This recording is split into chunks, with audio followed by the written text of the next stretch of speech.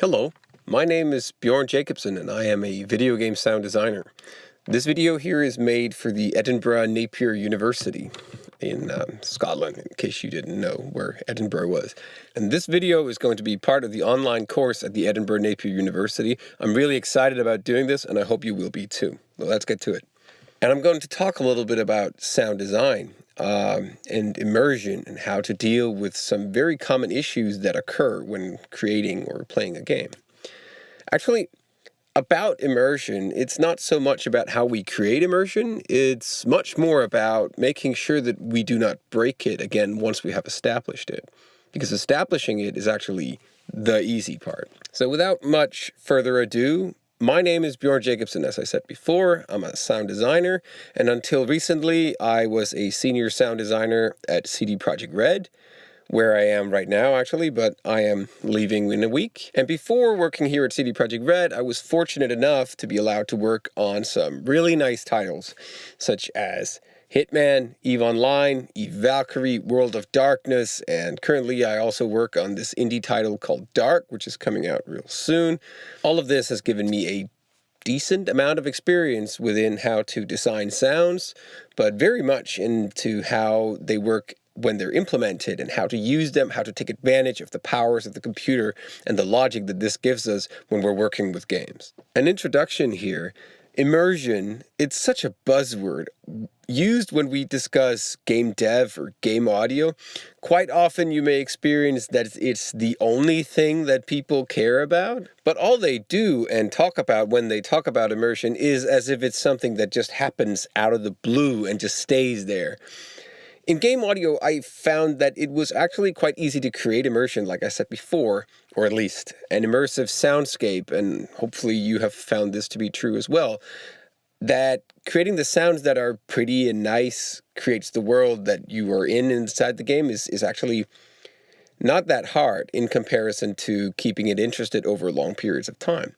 The difficult part is definitely to make sure that you don't break the current immersion or you do something that holds on to the immersive state. Doesn't get too boring, doesn't get too much, doesn't go out of context. There's all these things that come together as part of the total experience. So sound design is often this unwanted problem child in game dev. Without any offense to any sound designer, or company that takes their sound design department seriously, of course, yet there's a lot of these companies who say that they are very serious about it, who still keep audio as the last thing in the pipeline. It is sort of where sound belongs, but in the long run, it's kind of like a problem. You will most likely hear the story about sound being at the end of the food chain and at the end of the pipeline. It's a story that's told over and over and over again, that nobody cares about sound, or they do, and sound is then changed in the pipeline. Everybody wants it to be in a different place in the pipeline, but that just doesn't work. Trying to sort this type of pipeline will make the rest of the development really, really difficult, so it's easier said than done.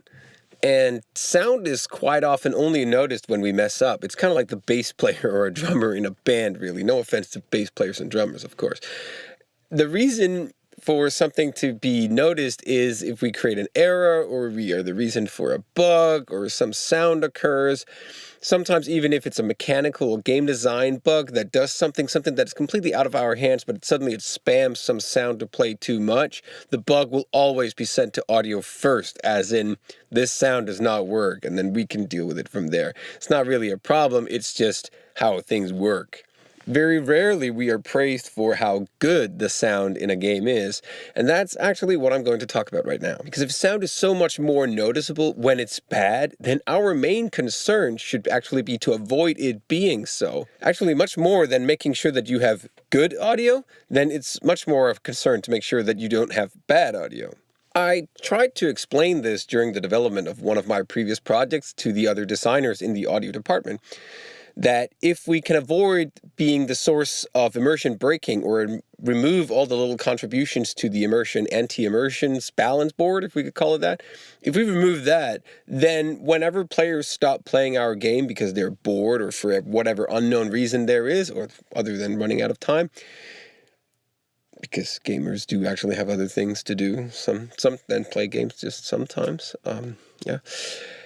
If a player quits the game, not only in rage, but because they just don't feel like playing the game. Perhaps something was bothering them that they don't know what is. It just bothered them enough for them to quit, and they can't say why. That little unknown thing becomes our finest task of avoiding. Imagine if you create a game and the soundscape for it, and people who eventually play this game stop playing because this sound of this gun is annoying. I think that would really hurt my feelings personally. It really would. We all know this situation that something can bother us that we cannot explain why. Seriously, think about it. Every person that I know, and I hope that you are the same, have this one song or many songs or styles of music or anything like that, that when played on the radio makes them change the channel or turn off the radio. For a moment, try to think about that. Maybe even discuss it with your partners. You can even pause the video if you want and try to talk with other people about it if you want. Tell them about what song that is to you, or what artist, or whatever it is that bothers you. No questions asked about why. You just say that this bothers me, and that's no reason for it. And everybody else should actually be able to emphasize with that situation because they also have that issue. For me, this is CeeLo Green's You song. No offense to the performing artist in that song, nor the songwriters or the producers, but that song just turns me off, and I turn off the radio whenever I hear it. Particularly the part where he tries to sound like a whining baby. It's just, I'm sorry, CeeLo, about your love story, but I just can't listen to it. Maybe you love it.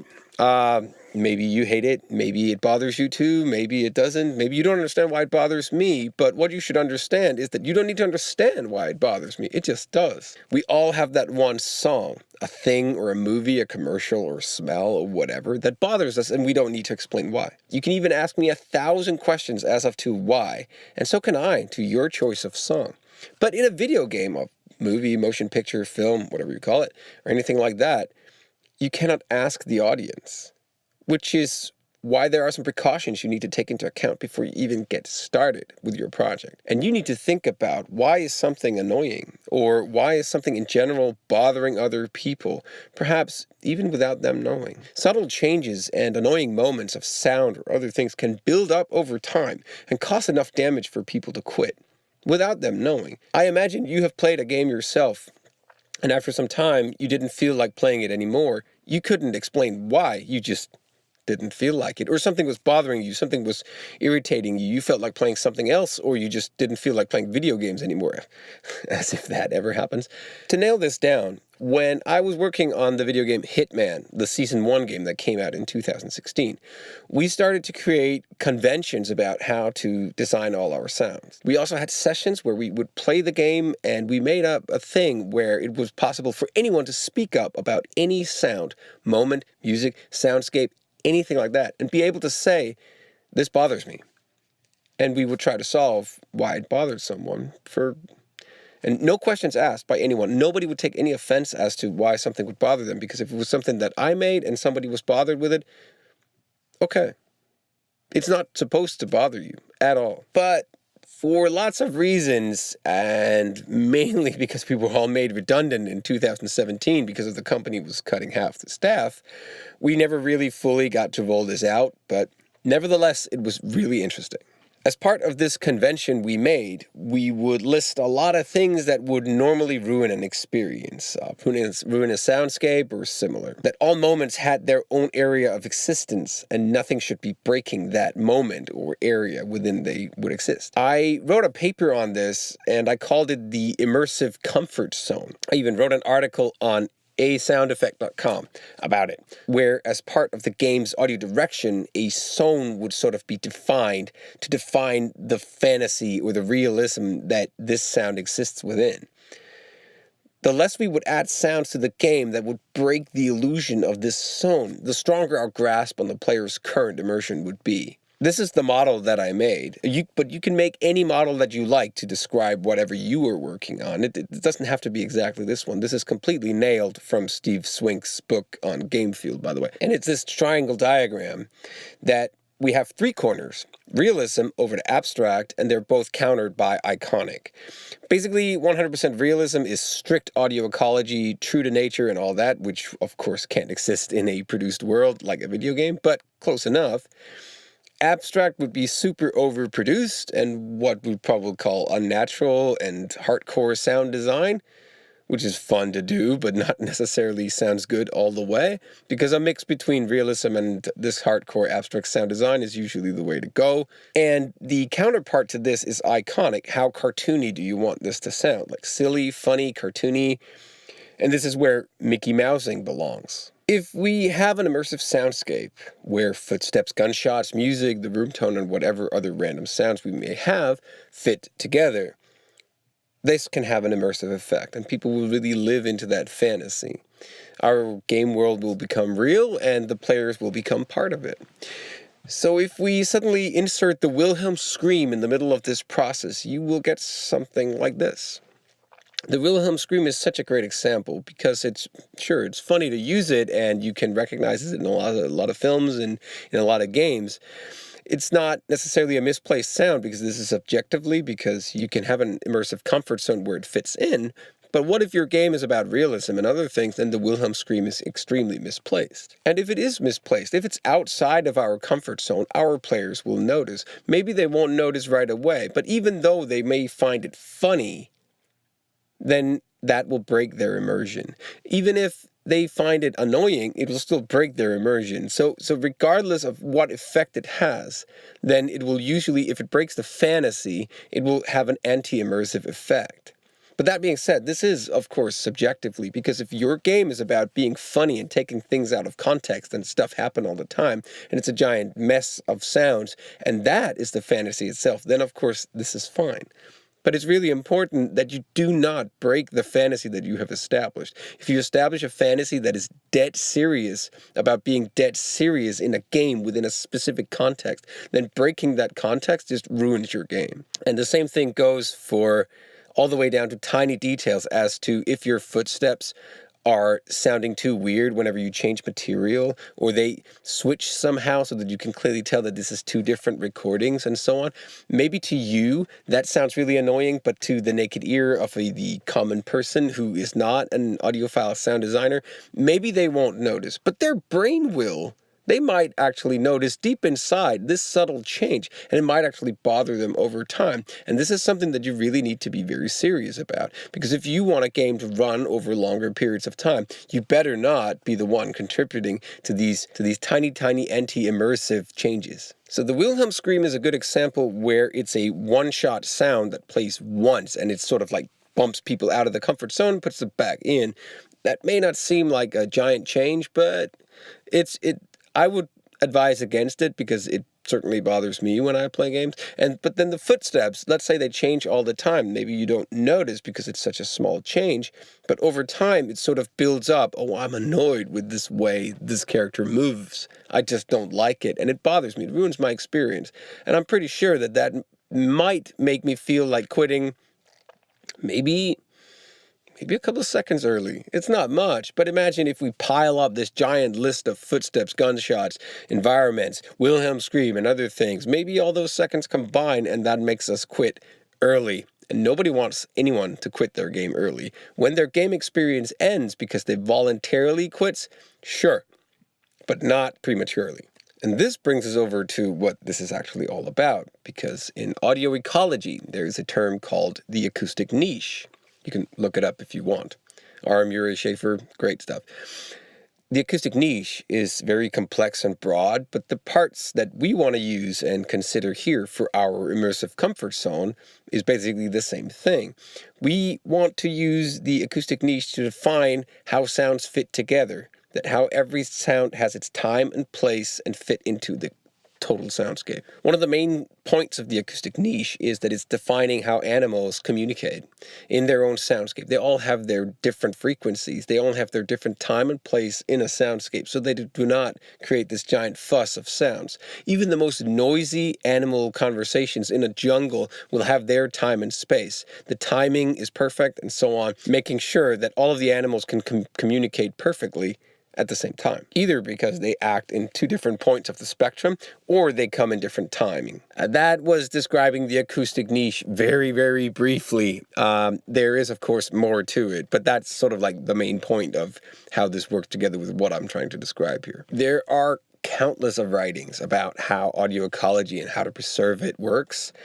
And that's in the real world. There's also a lot of writings where people are very hardcore about it, being totally against the manipulated audio world of video games or movies or anything like that. I'm totally with that it's about preserving the nature of the ecology, but I also find a great interest in actually creating 100% fictional manipulated worlds, especially in video games where everything from scratch is manipulated and total fiction. Even the pixels you see on the screen is fiction. There's nothing real about it.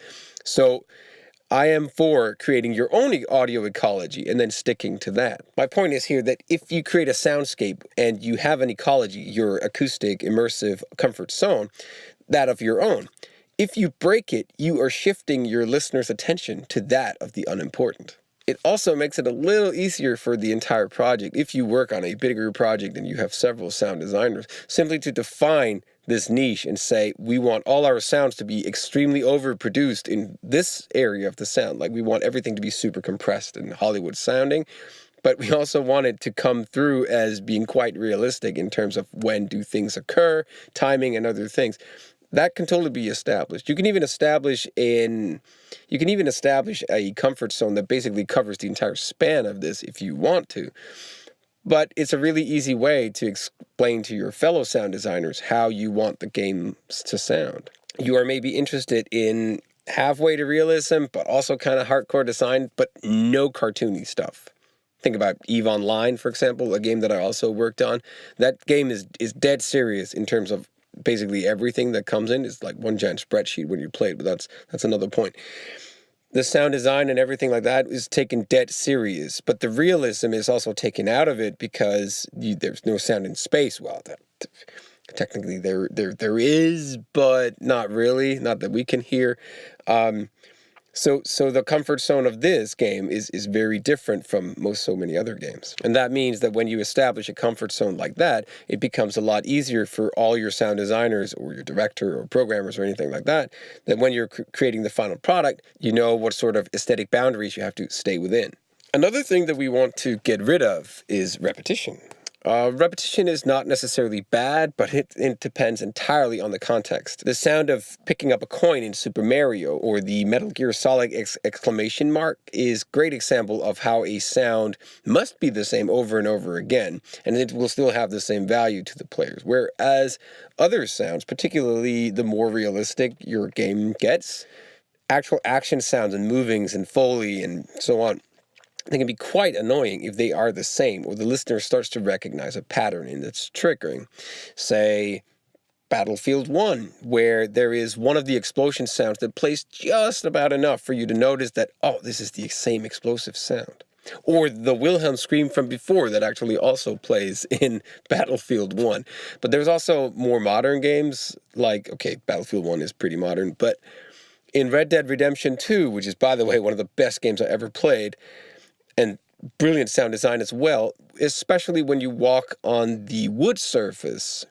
There is a clear sound of the hollow wood boards that are kind of the same. It sometimes plays over and over again. It's not that I recognize a pattern, but I recognize a part of the sound. And that's like the only comment I have about Red Dead Redemption's audio, because it's brilliant and it's a great sound, but that one specific sound sort of like breaks my illusion of that this is a new floor every time I step on it. But if that's only one thing, then of course that doesn't break my total experience. But if there had been more issues like that, like tiny things combined on top, I might be bothered enough to let the game go. Wow, that didn't happen. Like 200 hours in, I didn't give up. But yeah, you get my point. A sound that creates a pattern or is recognized by our ears and our psychoacoustics in our heads does not have to be from the same work of art. It is quite common to be able to hear sounds across several films or games because they are stock sounds coming from a library, or it's the same sound designer, the same company, or someone else who created this.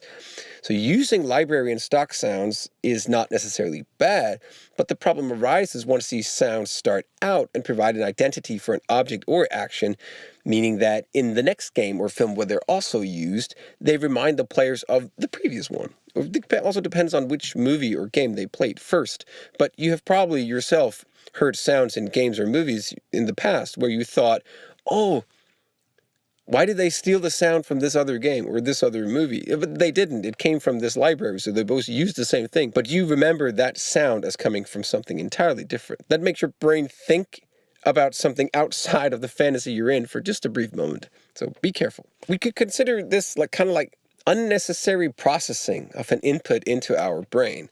Like if we need to concentrate just for a split second about where did this sound come from, it'll break our concentration just slightly, thus breaking your immersion in the long run. It doesn't necessarily have to break your immersion completely, like I said before, but over time, if several of these faulty inputs occur, you will get this sort of, let's call it anti-immersion overload, and it will cause us to quit. But as I also said before, then just because something is repetitive, that doesn't mean that it's the cause of this, like the Super Mario coin, as I mentioned before. It's like you have to find the right balance, like the golden moment in between the boredom of monotony and the safety of something recognizable because it's played over and over again. Like the Super Mario coin, it's the same sound and it's repeated over and over again. That's the safety of recognition that is right over there. And it's not a bad thing, so that's kind of okay. But we have other sounds where that because they are super repetitive in a different context, then they're really, really bad. You need to find out where in this chart does your sound belong before you even put it into the game. So to avoid repetition in Hitman, which is a great example, we at the beginning was just one signal that would tell us is an item exploding. There was a little bit of an option telling if it was a small or big explosion, but there was still only one sound for small or big. The conclusion that I came up with to solve this problem was, first of all the information that I could gather from the game, which was really important, are we indoor? Are we outdoor? Is the bomb indoor and you are outdoor? How far away are you? What material exploded? What material is in the vicinity of where it exploded? And so on. And are there special examples where you should be able to hear it really far away? This made it also possible to split up all the materials into parts so that when one explosion plays, it may be 5 different parts that plays. So that gave us thousands of randomized possibilities, which means that you would theoretically never hear the same explosion again. Well, okay, people who play Hitman a lot, maybe they will, but apart from that, no, and they'll be so far apart that you would never recognize it as the same explosion. So we could have a layer like a layer of debris calculated on the environment that the bomb is in, a layer of the actual exploding object, a layer of materials, and a layer of size of explosion. All working together, and regardless of the combination, they would always work because I had mixed them so. Each of these would maybe have 5 variations, just for the sake of this example. Let's say 5 variations of a base explosion that would always be there, multiplied by 5 versions of this specific object that is exploding. Is it a small can? 5 versions of that. Is it a car? 5 versions of that. Is it a oil can or something else? Or is it a small cooker? Whatever. They all had 5 versions of that material exploding. Then 5 material details depending on where they are, 5 different sizes of boom depending on the size of the object, and 5 different versions of debris, be it sand, gravel, dirt, or whatever. If you're indoor, then the ceiling comes down a little bit, This would give us 5 times 5 times 5 times 5 times 5 variation. That gives us a total of 3,125 unique variations. So out of these just 25 assets, we get this amount of variations, which is way easier to do than to actually hard code, create the 3,125 variations yourself. Besides, that would use up way too much space on your hard drive. And then on top of that, if you add a little bit of volume and pitch randomization, then we would have an almost infinite number of variations, all adapted to the current environment and the object involved, making it, of course, more immersive and something that digs people in. The chance of you hearing the same explosion twice is very limited, and if you did hear it twice across multiple playthroughs, it would mean that your brain would probably not connect the dots and figure out that you had heard this before because you had heard so many different ones in between. The reason for doing this is because I started to, and that was part of the design doc that we wrote, the cocktail party effect. We need to take that into account. The cocktail party effect, in a very short explanation, if you don't know what it is, takes all sounds that sort of like creates a pattern or are considered repetitive in our natural environment. If it labels them as non-carriers of information, our brain will simply phase them out or simply remove them. You've probably had conversations with other people in very noisy environments and being able to perfectly communicate with this other person, whereas you normally shouldn't. Or another great example is that you sit in an environment and you don't notice how noisy it is until, let's say, the fridge turns off. You just heard the fridge turn off, and right after it turned off, you hear the silence of the room more. We're trying to avoid that by creating all this repetition, because the more repetition we have, theoretically, we avoid our brains to start using the cocktail party effect and ignore sounds or consider them or even like be bothered with the fact that they are repetitive, because we're trying to remove that part from the game. Because the more we can remove our brain's attempt to calculate or figure out something like that, the more time we can spend on holding on to the player and their immersive parts. So you can consider this a basic trade-off by using slightly more memory and slightly more hard drive space. By creating all these variations of this explosion, we are lessening the load on anti-immersive content, sort of like a trade-off. And it's making our players concentrate more about the game by using slightly more disk space. I guess that's how psychopharma is supposed to work, and beta blockers, but that's a different thing. But of course, this is again subjective, because you can experience the exact opposite. The Super Mario pickup coin is the type of sound which isn't harmed by the cocktail party effect.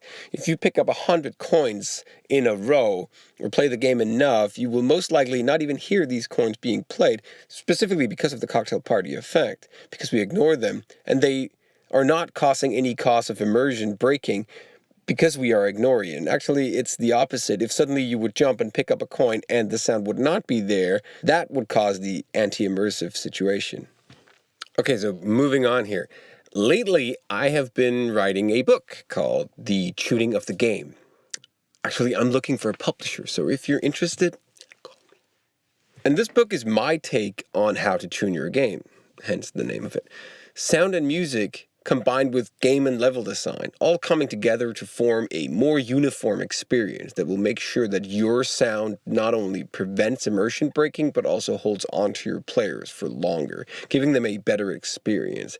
And I guess that is the point of an entertainment medium like video games, right? To start with, I have taken all of the theoretical terms that I learned about myself in school, such as diegetic, non-diegetic, cross-diegetic, cross-modal, acousmatic, etc., but also all of the descriptions and terms in Armure Schaefer's The Soundscape, but also the brilliant writings and descriptions in Aguilar's and Torg's brilliant book, Sonic Experience, and putting it all into a game context, because these books are usually written before that. And I'm trying to describe how we can use it both to our advantage and avoid it becoming a disadvantage. Let's start with the music. Every sound has a key. Some may be so complex that you cannot really distinguish the key, and that, of course, are some of the exceptions there are, but most sounds have a key. A good example would be music in your game, which obviously has a key, but so does our ambient soundscape. The drone in the background or any form of continuous sound may also have a key. So imagine having a game score which is played in A minor, but our background ambience has a thick and pumped up spike in the frequencies around the key B. Then we would have what you would just call classic dissonance. Imagine playing a game for a couple of hours, constantly being fed a dissonant experience. Unless that is, of course, what you want the dissonance to cause disharmony and other things, such as in horror genres, then, of course, you can use it on purpose. My point is simply that if you want your game to sound harmonious and consonant, you have to take the tuning of every sound-emitting object into account. Another thing may be basically all the terms described in the book Sonic Experience. I won't list them all, but here are some great examples. First thing, we have just ordinary loudness. Sounds that are unevenly mixed and that stands out of your mix, or is not part of your immersive comfort zone general mix level. That's kind of annoying.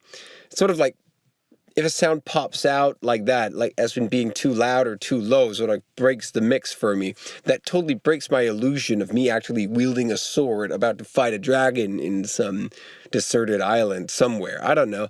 But an uneven mix causes this as well. But there are some serious terms in the book sonic experience, and let's say something such as hyper-localization. Hyper-localization defines a sound or moving object that emits a sound that grabs the listener's attention, and we are instantly made aware of its location, or at least what direction it comes from. If you think of a quiet room and the characteristic sound of a golf ball bouncing and rolling across it, it's hard not to follow the ball and the sound, and even if it goes out of sight, you're still very much aware of its presence. This can also happen if the ball stops and the ball was creating such a sound that it gave you such a great experience, and it was an addition to the soundscape that you can in your head almost still hear it even after it stopped. This is great if you want to grab the player's attention and force the attention into a certain direction, but if it is an item, moving or not, is not meant to grab the player's attention, then hyperlocalization is bad. Bad for your soundscape. In level design, they have a term for this as well, like colors and shapes that guide players. They are called weenies and landmarks. Look it up. Like grabbing the player's attention with these colors and shapes to create points of interest to make gameplay flow easier.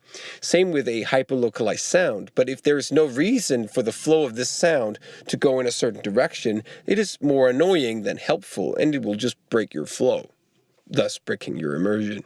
Any sound that causes hyperlocalization must, of course, fit the current aesthetic and immersion comfort zone that we have established. It must also be intended for items that are meant to forcefully grab the player's attention. It's kind of like a setup and a payoff in a narrative context. If a sound of an item grabs your attention, but it is of no use or there was no point in grabbing your attention, you're not giving a payoff to that setup, thus breaking a very basic rule of storytelling.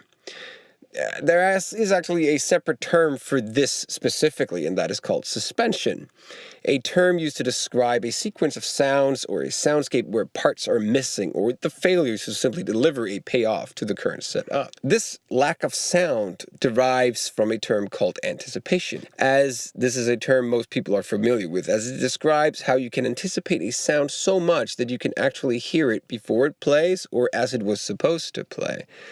But if you have enough anticipation of a sound and it does not play, it fails to deliver that of the anticipated. And then you get what is called suspension. An everyday example of anticipation is something that most parents can relate to, like myself.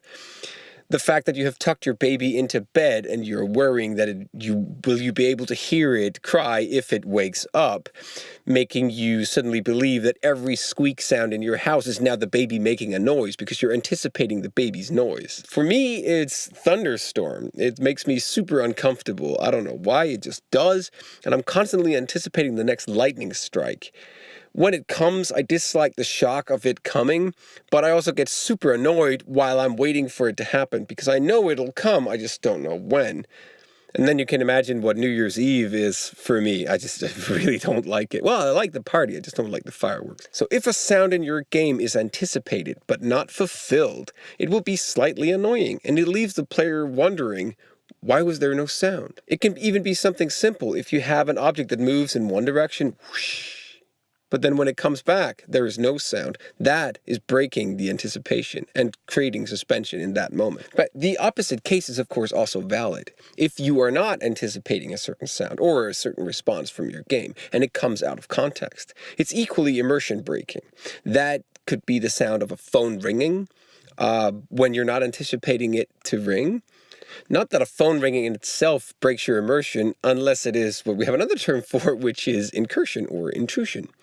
If that sound is considered to be not welcome or inopportune, it causes intrusion into our soundscape, thus breaking our immersion into the current soundscape. It may not do so in real life. Yes, intrusion still occurs, but in real life we are prepared for that kind of intrusion, that yet if we live in the fantasy world of our game inside our immersion comfort zone, that is not okay. Then it breaks our immersion and it rips us out of the fantasy back into the real world just for a brief moment where we have to turn off our phone.